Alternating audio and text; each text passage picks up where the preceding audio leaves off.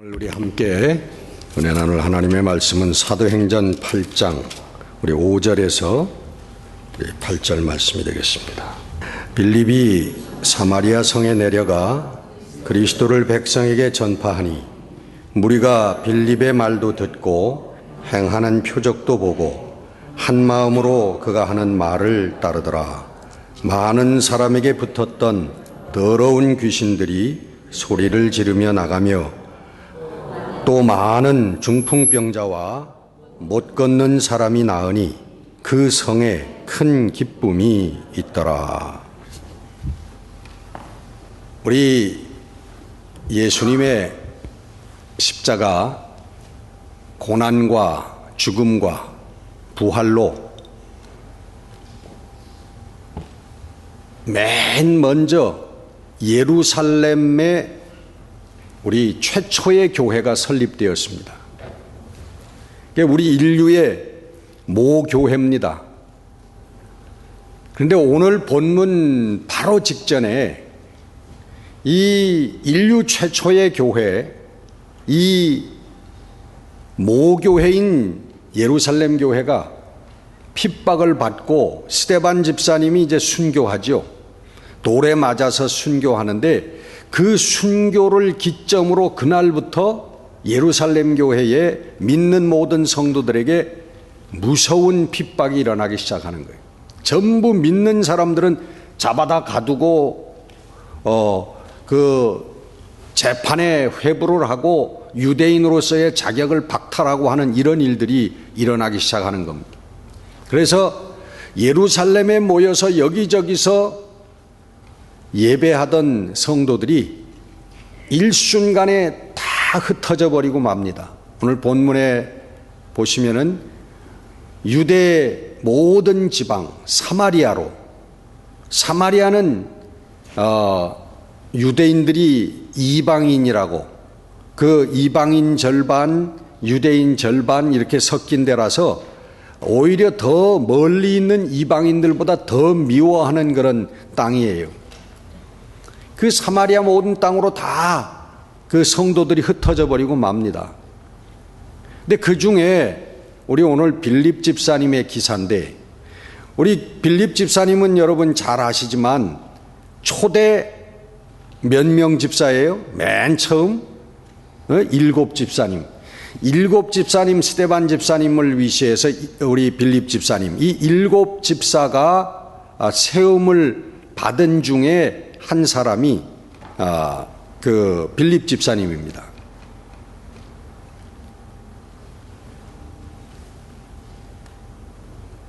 근데 이 빌립 집사님은 복음을 전하는 어떤 복음 전도자의 사명을 가지고 세움을 받은 사람이 아니에요. 사도행전 6장 4절을 보면 과부들을 구제하는데 좀 불만과 불평의 행정적인 문제가 일어났습니다.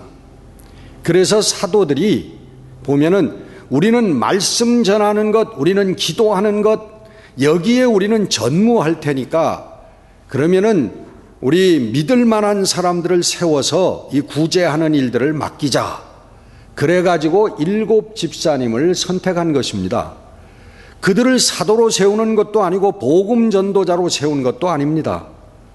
그런데 이 빌립 집사님을 보면 그 사마리아 성에 가서 저는 전적으로 복음을 전하는 모습을 우리가 볼 수가 있습니다. 우리 빌립 집사님을 세울 때 설명하는 거 보면 그는 지혜와 성령이 충만한 사람이라. 집사님들 7 집사님을 세울 때에 무엇을 보고 세웠냐 하면은 저희들이 하나님의 지혜가 충만한가, 성령이 충만한가, 이것을 기준으로 일꾼을 세웠다는 것입니다. 여러분, 이 기준을 가지고 교회의 일꾼을 세우는 교회마다 하나님의 부흥이 임할 줄로 믿습니다. 내 빌립 집사님뿐만 아니고요, 그 예루살렘에 있던 그 믿는 자들이, 성도들이 전부 그 지방으로 다 흩어졌을 때에 저희들이 본문의 말씀 보면은 간 곳에서 다 복음을 전했다는 거예요. 우리 오늘 5절부터 읽었습니다마는 4절, 그 직전에 4절 말씀 연결되는 말씀인데 4절에 보면 그 흩어진 사람들이 두루 다니며 복음의 말씀을 전할세. 저희들이 두루두루 여기저기 다니면서 복음의 말씀을 전했다는 것입니다. 자기들이 살던 예루살렘에서 쫓겨나고 삶의 터전을 잃어버리고 여러 각 지방으로 흩어져 가지고 잘 곳도 마땅치 않고 먹고 살 일도 마땅치 않은 환경에서 저희들은 두루두루 다니면서 먹고 살 일을 찾아 헤맨 것이 아니라 하나님의 복음을 전했다고 하는 것입니다. 할렐루야. 여러분, 우리 사도행전은 이런 것들을 우리들에게 증거하고 있는 겁니다. 우리 하나님의 부르심을 받은 사람들, 우리 성도들이라고 칭하는 사람들이 무엇을 위해서 살 것인가, 어떻게 살 것인가라고 하는 걸, 어떻게 시간을 보내야 될 것인가라고 하는 것을 우리들에게 증언하시는 책이에요. 그것을 기록해 놓은 것입니다.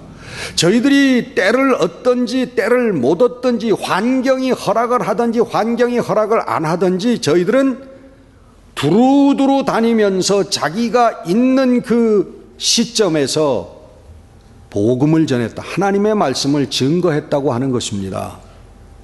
여러분, 초대교회 성도들과 우리들이 다른 게 아니에요. 오늘 여러분, 초대교회 성도들이 바로 우리의 삶과 같은 것이고 우리의 삶이 초대교회 성도들과 같은 것입니다. 오히려 초대교회 성도들의 삶이 더 어려웠고 형편이 더 힘들었다는 것입니다. 저희들은 예수를 믿는 것이 발각이 되면 저희들은 잡혀가고 죽임을 당하고 고문을 당하고 자기들의 삶의 터전을 다 잃어버리는 그러한 지경에 있었던 사람들입니다. 그럼에도 불구하고 저희들 삶의 초점은 하나님의 말씀을 증거하고 전하는 데 있었다고 하는 것입니다. 우리 잘 아는 우리 초등학교 때부터 불러왔던 노래 있죠. 우리의 소원은 통일. 초대교회 성도들의 소원은 복음 전함이었어요. 전도함이었습니다. 꿈에도 소원은 전도, 꿈에도 소원은 영혼 구원.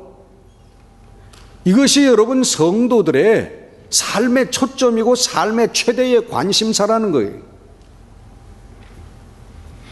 우리 예수님께서도 우리 누가복음 4장 33절에 보면 43절에 보면 그런 말씀을 합니다. 제자들에게 야 우리들 다른 고을로 가자.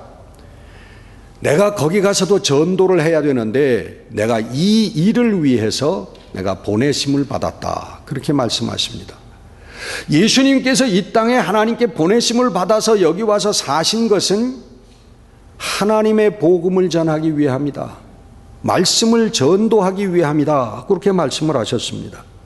그리고 그 예수님께서 부활하신 후에 십자가의 사명을 마치고 부활하신 후에 제자들에게 남기신 마지막 말씀이 너희들도 가서 모든 사람들 모든 민족으로 제자를 삼아서 내가 한 것처럼 내가 너희들에게 가르친 것을 저희들에게도 내가 분부한 것을 너희들도 가르쳐서 지키게 하라.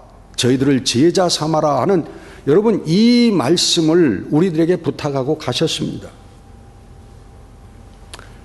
여러분 우리 스스로에게 한번 물어보십시다. 우리 다 따라하십시다. 나는 그리스도의 제자인가? 나는 그리스도의 제자인가?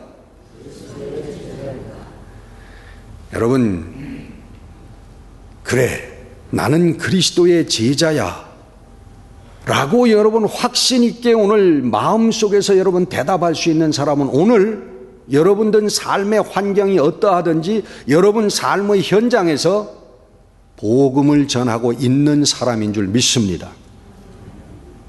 딱 5사람만 아멘 하시네. 우리들 오늘 나의 삶 속에서 구체적인 나의 사업의 터에서 내 직장에서 내 이웃에게 복음을 전하고 있지 않은 사람은 적어도 예수 그리스도의 제자로서의 사명을 게을리하고 있는 사람입니다.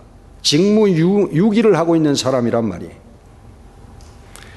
여러분, 우리들의 생활 속에서 내 마음속으로만 나는 예수 믿는 사람이야, 나는 예수 믿고 구원받았어, 나는 죽으면 천당 갈 거야, 마음속에서만 여러분 이렇게 생각하는 사람이 아니고, 여러분 구체적인 삶의 현장에서 예수 그리스도의 여러분 삶과 가르침과 고난과 부활을, 영생을 증거할 수 있는 여러분들이 되시기를 주의 이름으로 축원합니다.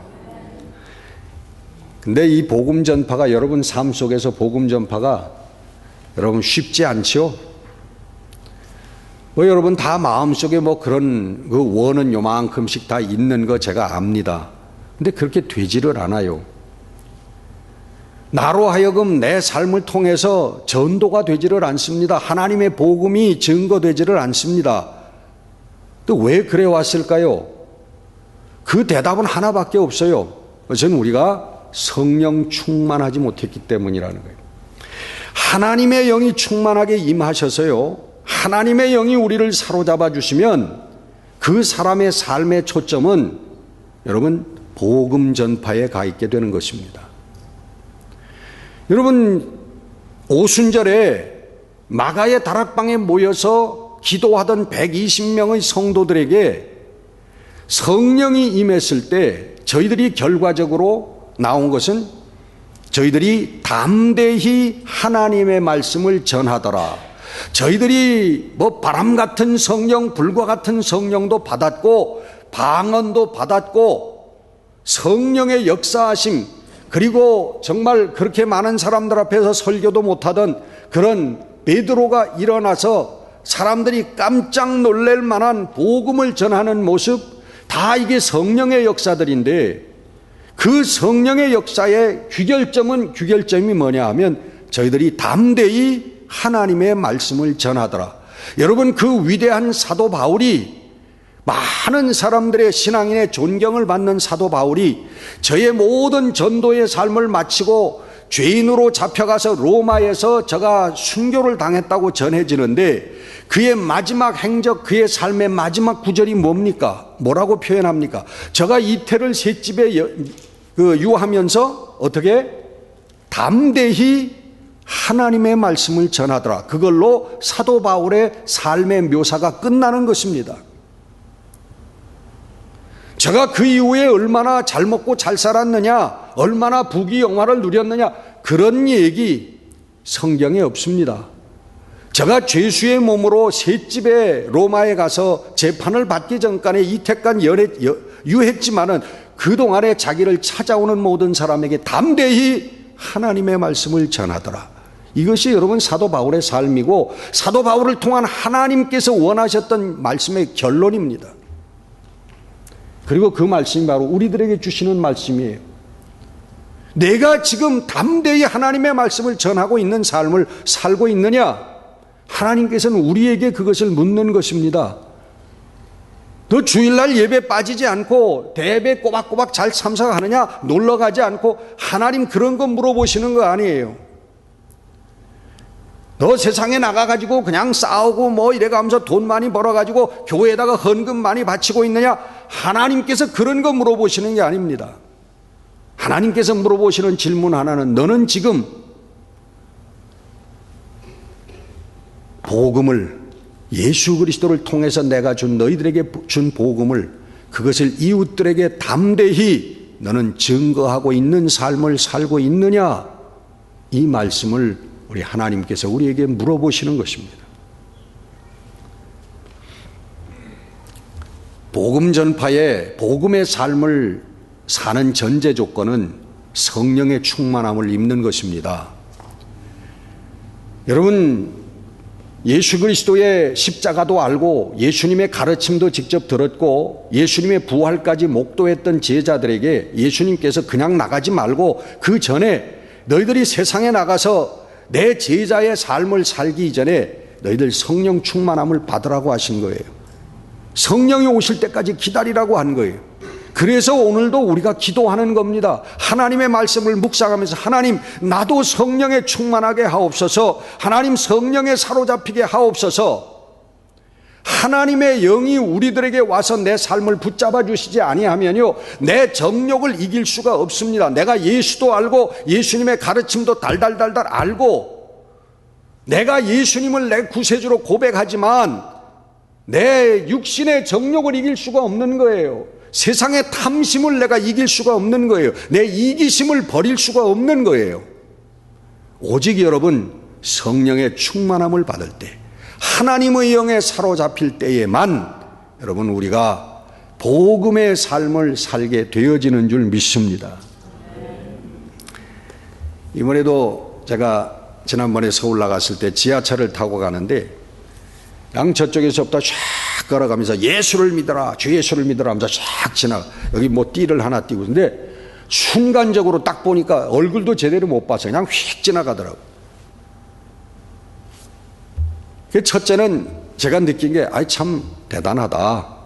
그러면 이 사람 저 사람 뭐 사람들이 많은데 그 지하철에 가서 예수를 믿으라 하고 쫙 돌아가는 그 참 대단하다 하는 첫 번째 느낌과 두 번째 느낌은 이왕이면 좀 서서 알아듣게 좀 얘기하지, 예? 쏜살같이 그냥 저렇게 지나가나, 예? 그거 저 소리 듣고 무슨 소리인지 내가 목사니까 알아들었지, 목사 아닌 사람은 뭐 약살하고 하는 소리인지 뭐 하나님 믿으라고 하는 소리인지 못 알아들을 정도로 빨리 휙 지나가 버리더라고요. 저렇게 복음을 전해야 되나 하는 그런 두 번째 그런 생각을 했습니다. 그러나 저는 그렇게 믿습니다. 그가 정말 성령에 사로잡혀서 그렇게다로 많은 사람에게 예수를 믿으라는 말씀을 외치지 않으면 견딜 수가 없어서 그렇게 지하철에서 다니면서 외치고 있는 것을 저는 믿습니다. 여러분 성령이 함께 하시지 않고 성령이 그에게 용기를 주시지 않고 지혜를 주시지 아니하면 여러분 그렇게 할 수가 없어요. 여러분 많은 사람들, 모르는 사람들 지금 나가가지고 여러분 사람들, 우리 한국 사람 많이 모여있는데 가서 여러분 예수를 믿으십시오. 이것이 생명의 길입니다. 예수 믿지 않으면 죽습니다. 멸망당합니다. 여러분 외칠 수 있습니까? 제가 이렇게 보니까 그 외칠 만한 분이 몇 명 안 되시는 것 같아요. 여러분 그게 성령 충만 받아야 하나님의 영에 이끌려야만 할 수 있는 것입니다. 굉장히 심플하고 아무것도 아닌 것 같지만요, 그 용기와 그 담대함과 복음을 입을 벌려서 증거하는 것은, 예수를 외칠 수 있는 것은 성령 충만하지 않으면, 성령이 붙잡아 주시지 않으면 못합니다. 이론적으로 어쩌고 저쩌고 얘기는 많이 할 수 있어도 우리의 실제 나의 삶의 현장에서 예수를 증거하는 삶을 살기는 어렵습니다.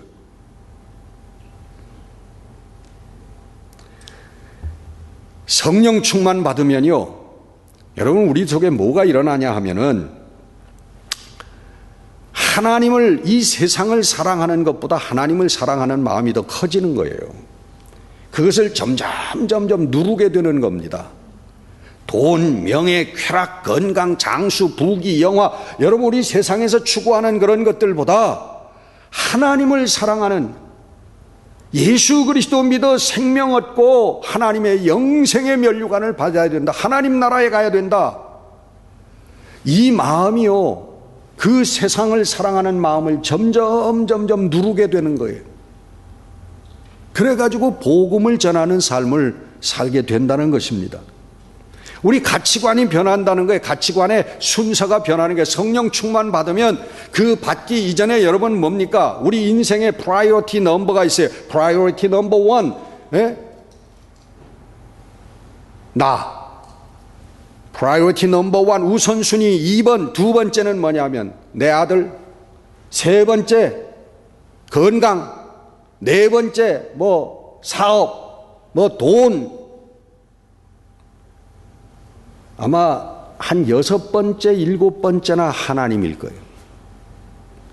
여러분 진심으로 여러분 마음을 열어놓고 내 삶의 프라이어리티가 뭔가, 내 삶의 우선순위가 무엇인가, 내가 가장 소중하게 생각하는 게 무엇인가라고 하는 것을 여러분 양심껏 한번 들여다보십시오. 여러분 삶에, 여러분 그게 하나님인 사람은 구원받은 사람이고 성령 충만한 사람이고 예수 그리스도의 제자가 이미 돼 있는 사람인 줄 믿습니다. 여러분 삶의 우선순위가 정말 하나님이기 때문에 복음을 전하는 것이 여러분의 삶의 우선순위가 될 수 있는 우리 성도들이 되시기를 주의 이름으로 축원합니다. 하나님, 우리 성령 충만 받으면 하나님을 사랑하는 그런 마음이 생기고요. 하나님 사랑하면 하나님의 생각, 하나님의 뜻이 무엇인가라고 하는 것을 우리가 알게 돼요. 알고 싶어져요. 여러분 사랑하는 우리 인간끼리도 사랑하는 사람의 저 사람이 무슨 생각을 하는가, 무슨 마음을 가지고 있는가라고 하는 거, 여러분 거기에 대해서 무관심하면 그 사람은 그 사람을 사랑하는 사람이 아닙니다. 저 밥을 먹었나? 굶었나? 관심이 없어. 예? 어떻게 뭐 직장 생활 잘하는가? 사업은 잘 되는가? 이런 거에 대한 관심이 없어. 그 사람은 절대로 그 사람하고 상관이 없는 사람이고 사랑하지 않는 사람입니다. 여러분 그 사람을 사랑하게 되면 그 사람에 대한 관심이 일어나는 거예요. 무슨 생각을 하고 사는 사람인가? 무슨 마음을 가지고 사는가? 무엇을 중요하게 생각하고 사는가? 무엇을 좋아하는가? 내가 그 사람을 사랑하게 되면 그 관심이 일어나는 거예요. 여러분 하나님을 사랑한다라고 하는 건 뭡니까? 입으로만 I love Jesus 그렇게 얘기하는 게 아니에요. 하나님을 사랑한다고 하는 건 하나님의 뜻이 무언가, 이 인류를 향한 하나님의 뜻이 무언가, 그리고 내 개인의 삶을 향하신 하나님의 뜻이 무엇인가, 여러분 이것이 궁금해지고 알고 싶어지고 그것을 알게 되는 게 하나님을 사랑하는 여러분 마음인 줄 믿습니다. 여러분 그게 사랑하는 거예요. 하나님을. 그 하나님의 뜻을 알게 되면 그 하나님의 뜻을 위해서 살게 되는 거죠. 이게 성령 충만한 사람의 삶입니다. 모습인 거예요. 그 크리스천 TV를 한번 보니까 한국 대기업의 무슨 상무인데 그 중국에 그 나가 있는 그 책임자더라고요. 굉장히 바쁜 사람이에요. 근데 그 사람이 그 제자 학교인가 뭐 그런 그 우리 크리스천 무슨 이 모임에 와서 강의를 하고 있는 거예요. 그 시간 관리에 대해서 강의를 하는 모습을 봤습니다. 근데 그 중에 그분이 뭘 얘기하냐면 우리 인생에서 가장 중요한 것들을 하는 게 시간 관리인데 내가 뭐가 가장 중요한가라고 하는 것을 먼저 행하는 게 우리 시간 관리다. 근데 우리 내 인생에 가장 중요한 것은 뭐냐 하면은 우리가 1년 계획을 짤 때 역순위로 짜는 게 내 인생에 가장 중요한 것이다 라는 거예요.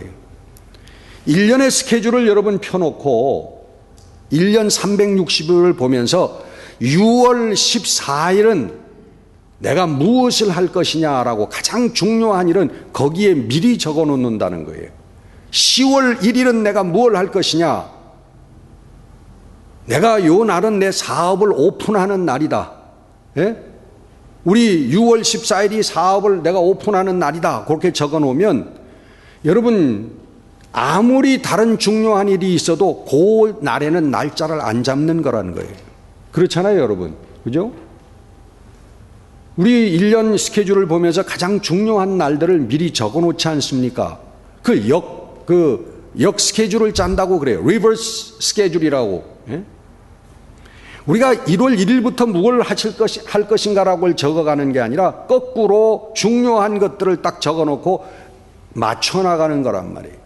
근데 그 역순위로 적어놓은 게 우리 인생에 있어서 가장 중요한 일이라는 것입니다. 그러면서 이분이 뭐냐 하면 내가 오늘 강의하는 이 날짜는 내 1년 스케줄, 작년에 여기다가 빨간 줄을 탁 해가지고 여기는 무슨 크리스찬 제자 학교에 내가 강의하는 날 딱 해놓고 다른 어떤 스케줄이 와도 그날에는 안 됩니다라고 얘기를 한다는 거예요. 자기가 여기저기서 강의를 해달라고 청탁을 오는 데가 많고 그런데 가면 여기 오는 것보다 10배 이상의 강사료도 주고 그렇지만 나는 이것이 내 인생의 가장 중요한 것이기 때문에 나는 이거를 미리 빨간 줄로 내 1년 스케줄에다 해놓고 나는 다른 부청탁이 오면 요날은 안 된다고 거부를 한다는 거예요. 여러분, 우리 삶이요, 정말 성령 충만한 그리스도인의 삶은요, 이렇게 삶입니다. 내 자식의 일, 내 사업의 일, 내 건강의 일, 이런 것만 먼저 다 해놓고 거기에다가 내 삶의 스케줄을 만드는 게 아니고요, 우리 주님의 일, 하나님의 일, 복음의 일들을 미리미리 정해놓고 거기다가 내 삶의 스케줄을 맞추는 것인 줄 여러분 믿습니다. 여러분, 이게 그리스도인들의 삶이에요. 우리 하나님을 가장 우리 사랑하는 사람들, 중하게 생각하는 사람들의 삶의 모습이라는 것입니다. 여러분, 우리나라 가장 유명한 우리 골프 선수 최경주 선수 아시죠? 예? 최경주, 요즘엔 좀 덜 유명해졌는데, 그 최경주 선수가요, 일본에 있는 그 신앙 집회에 나가서 간증을 하더라고요. 근데 간증하는 게 문제가 아니고, 여러분, 한참 이 최경주 선수가 유명할 때는요, 세계 방방곡곡에서 그 대회가 열릴 때, 이 사람은 미리 거기에서 초청을 받아서 갈 때, 자기의 등수에는 1등을 하든 30등을 하든 등수에는 상관없이 초청비를 받고 가는 사람입니다. 타이거 우즈니 뭐 이런 유명한 선수들이 그래요. 타이거 우즈는 제가 알기로 한 대회에 참석하면 그 순위에 상관없이 200만 불을 받는다고 그랬어요. 그때 무조건 가면 200만 불 받는 거예요, 초청비로. 최경주 선수도 적어도 한 번 가면 50만 불 이상 받는 선수라는 거예요, 대회에 참석만 해주면. 근데 여러분, 그 모든 스케줄을 다 접어놓고 일본으로 날아가가지고, 미국에서 활동하다 날아가가지고 거기 간증하러 가는 거예요. 거기서 여러분 간증한다고 무슨 몇십만 불을 주겠습니까? 예? 뭐 재워주고 먹여주기나 하면 잘해주는 거지요. 그 자기의 1년에 벌써 1년 전부터 자기의 스케줄을 거기다가 적어놓고, 이날은 내가 여기 가서 간증하는 날 해놓고, 대회에 돈이 그렇게 많이 생기는 대회일지라도 모든 스케줄을 거기다가 맞춘다는 거예요. 여러분, 오늘 하나님께 축복받는 비결을 하나 여러분 말씀드릴게요. 우리 모든 성도들이 하나님께 다 축복받기를 원합니다. 여기 하나님께 축복받기를 원하지 않는 사람은 손 들어주세요. 용감하게 손 들어보세요. 난 하나님께 축복받기를 원하지 않는다. 한 사람도 없으시죠? 다 축복받기 원해요. 뭐 나름대로 복의 종류가 좀 다를지 모르지만 하나님께 다 축복받기 원합니다. 구약 성경의 말씀 하나 드릴게요. 사무엘상 2장 30절 말씀이에요. 뭐 이런 말씀. 그러므로 이스라엘의 하나님 나 여호와가 말하노라. 내가 전에 내 집과 내 조상의 집이 내 앞에 영원히 행하리라 하였으나 이제 나 여호와가 말하노니 결단코 그렇게 하지 아니하리라. 나를 존중히 여기는 자를 내가 존중히 여기고 나를 멸시하는 자를 내가 경멸하리라. 여러분, 이게 하나님께 축복받는 비결입니다. 하나님 뭐라고 그래요? 하나님께서 나를 존중하게 생각하는 자를, 나를 존경하고 중요하게 생각하는 자를 내가 존중하고, 나를 중하게 생각하지 않는 자를 내가 경멸하겠다, 멸시하겠다, 축복하지 않겠다라고 말씀하시는 거예요. 여러분, 하나님께 축복을 받기 원하는 사람은 하나님을 존중하는 그런 삶을 사는 사람들이 되어져야만 하는 것입니다. 여러분, 하나님을 존중하는 삶이 뭐예요? 심플하게 얘기하면 하나님 중심으로, 하나님 먼저, 하나님 제일로 사는 것입니다. 내 자식, 내 돈, 내 사업, 내 건강, 내 명예, 여러분 이것이 먼저가 아니라 하나님 중심, 하나님이 먼저, 하나님 중심, 하나님 제일로 사는 거예요. 내게 물질에 좀 불이익이 오더라도, 좀 내가 피곤해서 쓰러지더라도, 내 삶에 좀 불이익이 오더라도 하나님 먼저, 하나님 중심으로, 하나님 제일로 여러분, 이렇게 사는 사람을 하나님께서 붙들어 주시고 사랑하시고 여러분 축복하시는 줄 여러분 믿으시기를 바랍니다. 여러분 다 이런 축복받는 성도들이 되시기를 주의 이름으로 축원합니다. 여러분, 하나님을 사랑하는 사람, 하나님을 올바로 섬기는 자세예요. 우리가 하나님을 신앙한다, 하나님을 섬기고 산다고 하면서도 여러분 나 중심으로 사는 사람이 얼마나 많아요. 그 하나님 올바로 섬기는 사람이 아닙니다. 우리 똑같이 교회 나오고 똑같이 예배 드리고 뭐 신앙 활동하지만은 자기 중심으로 사는 사람은 하나님을 올바로 섬기는 사람이 아닙니다. 하나님을 사랑하는 사람이 아니에요. 나를 사랑하는 사람이죠.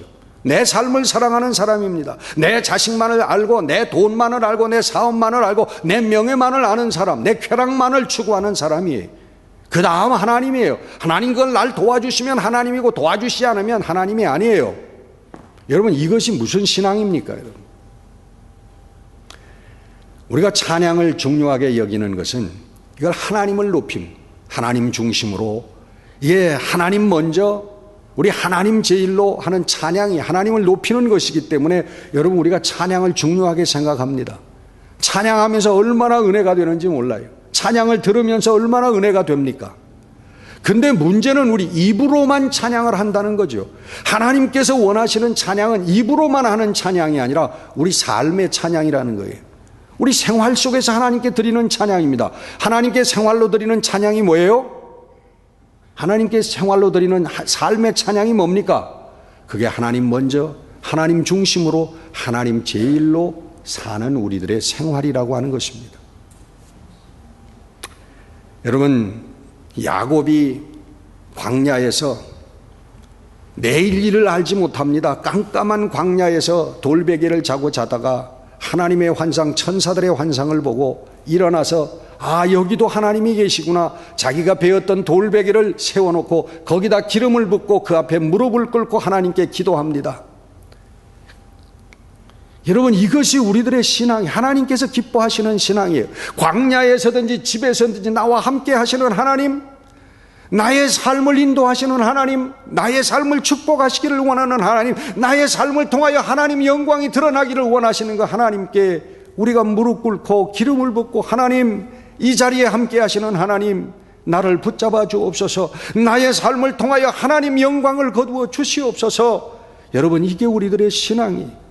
여러분, 다윗 왕이 여러분 하나님의 궤를 잃어버렸다가 그 하나님의 궤가 들어올 때 얼마나 기뻐서 그 앞에서 여러분 그 삼배 바지 같은 걸 입었죠. 거기 입고서는 그 백성들이 보는 앞에서 덩실덩실 하나님의 궤가 들어오는 앞에서 춤을 춥니다.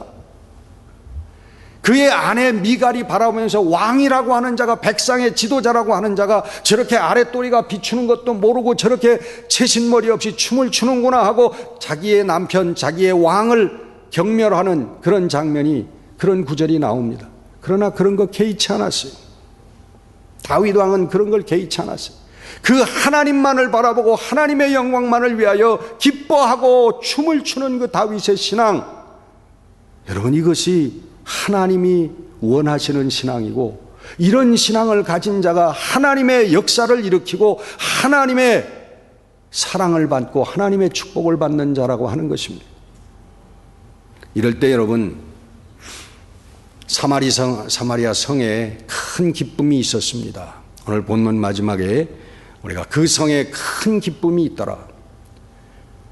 여러분, 사마리아 성에, 그 성이 어떤 성입니까? 아까 말씀드린 대로 유대인 반, 이방인 반, 혼혈이 돼가지고 이방인들이 개처럼 여기고, 쳐다보지 않는, 상대하지 않는 사람들이. 근데 거기에 하나님의 말씀이, 빌립이 가서 하나님의 말씀을 전파하니까 결과적으로 그 성에 큰 기쁨이 일어났다는 거예요. 여러분, 말씀의 결과, 복음의 결과는 뭐냐 하면 큰 기쁨인 줄 믿습니다. 여러분, 오늘 제가 보면요, 삶에 기쁨이 있는 사람들이 많지가 않아요. 뭐 돈이 많든 적든, 부자든 가난한, 많이 배웠든, 제가 이렇게 많은 사람들을 만나는데 정말 그 사람을 만나면 그 사람의 삶 속에서 기쁨이 우러나고 있는 사람을 거의 만나보질 못합니다. 정말 드물게 그 사람을 만나서 얘기 안 해도 그 사람의 삶의 기쁨이 느껴지는 그런 사람이 있어요. 대단히 훌륭한 사람. 정말 존경스러운 사람이에요. 성령이 함께하는 사람이에요. 하나님이 함께하는 사람이에요. 왜? 여러분, 우리의 삶의 기쁨이라고 하는 것은요, 물질이나 우리의 평안함에서 오는 게 아닙니다.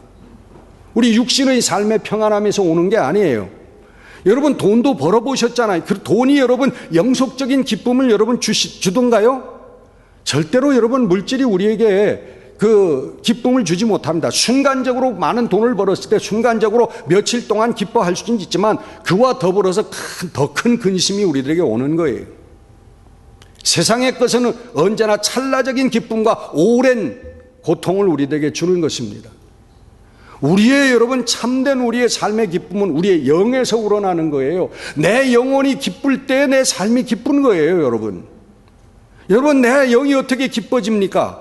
내 영이 기뻐지는 건 내가 구원받았고 하나님의 영이 나와 함께 하시고 내가 하나님의 일을 행할 때 하나님의 역사가 일어날 때 여러분 그걸 보면서 우리의 삶이 정말 기뻐지는 겁니다.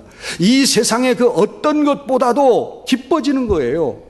그 기쁨을 여러분 앗아갈 수 있는 것이 아무것도 없어요. 그 기쁨을 대신할 수 있는 게 없어요. 그래서 사람들은요 헌신하는 겁니다. 하나님을 위해서 복음의 삶을 교회를 위해서 헌신하는 거예요. 어떻게 악다운 내 한 번밖에 없는 이 인생을 여러분 그렇게 내팽개치는 것처럼 버리고 하나님을 위해서 살겠습니까, 여러분? 그 마음속에 성령께서 주시는 기쁨과 역사가 있기 때문이에요. 그래서 그들이 여러분 순교의 자리까지, 죽음의 자리까지 간다니까요. 내 사랑하는 자식도 내가 다 책임지지도 못하고 순교하는 자리까지, 그러나 그 가운데서도 평안과 기쁨을 가지고 죽을 수 있는 여러분 이 역사가 일어나는 것입니다. 여러분, 옛날에 비하면 우리가 얼마나 잘 사는지 몰라요. 제 돌아가시는 어머님이 여러 번 그런 말씀을 하시더라고요. 야, 옛날에 저희가 7남매예요. 저희 시골에서 뭐 잘 살았다고 하는 집안인데도 정말 1년에 뭐 마음껏 고기 한번 먹어보지 그런 기억이 없어요. 내가 앉아서 밥을 먹는데 그때 옛날에 뭐 된장찌개 같은 거 가운데다가 놓고 같이 퍼먹었잖아요. 근데 우리 동생 중에 하나가 이제 지금 의사가 된 동생이 그걸 퍼먹으면서 갑자기 된장 덩어리를 입에다가 씹고서는 에이 왕건인 줄 알았네. 그 어머님 머릿속에 그게 탁 가서 박힌 거예요. 마음속에. 그 고기 한 점 사랑하는 아들에게 마음껏 먹이지 못하는 어머님의 안타까운 마음이 탁 걸린 거예요. 그래서 수십 년이 지난 후에도 어머님이 돌아가시기 전에 몇 번 그런 얘기를 하더라고요. 아이고 그 녀석이 밥을 먹다가 된장 덩어리를 씹고서는 에이고 왕건인 줄 알았네. 그 얘기를 몇 번 하더라고요. 근데 그 어머니의 마음이 절절히 전해져 와요. 그렇게 여러분 우리들이 못 살았어요. 우리 중학교 다닐 때 생각해 보면 클래스의 한 절반 정도가 도시락을 못 사왔습니다. 그 꽁보리밥 같은 것도 못 사왔어요. 얼마나 여러분 우리들 어렵게 살았는지. 오늘 여러분 살찔까봐 뭐 흰밥도 안 먹고 무슨 뭐 와다가다간 무슨 현미밥 뭐 해먹고 뭐 별일을 다 하잖아요. 얼마나 우리가 여러분 잘 삽니까? 여러분 그 옛날에 무슨 우리가 자가용 타고 다닌 적이 있습니까? 예? 자가용 여러분 뭐 영화에서나 보는 게 무슨 자가용을 타요? 옛날에 그 무슨 시발 택시인가 뭐 그거 한번 타면 큰 자랑이었고요. 80년대만 해도 여러분 저기 고기 뷔페집 가서 먹으면요, 예, 그거 자랑하고 다녔어요. 오늘 우리가 그거에 비하면요 꿈과 환상과 같은 그런 환경 속에서 삽니다. 좋은 집에서 살고 여러분 차도 뭐 한 대만 있습니까? 집집마다 2대 3대씩 있죠. 예? 얼마나 우리가 물질적으로 잘 살게 되었습니까? 근데 마음에 기쁨이 없어요. 물론 그 옛날에 가난하게 살았을 때 기쁨이 있었다고 하는 얘기는 아닙니다. 그때나 지금이나 사람들 마음에 기쁨이 없어요. 근데 그때보다 우리가 잘 살게 됐으니까 조금 더 기쁨이 있어야 되지 않겠느냐 하는 말인데 기쁨이 없다 그런 말이에요.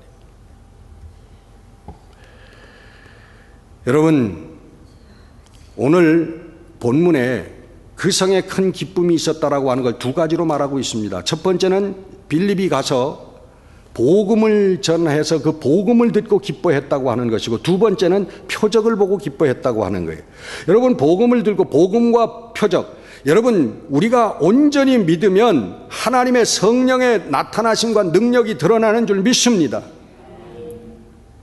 믿으면 일어나요. 믿으면 나타납니다.